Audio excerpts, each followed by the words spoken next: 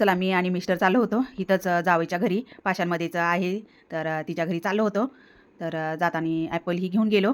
तर त्यांच्या घरी न्यायला ॲपल घेतले होते आणि इकडं मकाची कणसं घेतली होती घरी खायला. मला खूप आवडतात मकाची कणसं. तर ती पण घेतली. ॲपल घेण्यासाठी आम्ही विघ्नहर्ता चौकात आलो होतो आणि तिथूनच आता साई चौकामध्ये आलो आहे. तर इथं गणपतीचं स्टॉल लावलेले आहेत आणि नंतर आम्ही आलो आहे मनीषाच्या घरी. ही आहे मनीषाची मुलगी शिवन्या. तर ती खूप छान गप्पा मारत होती.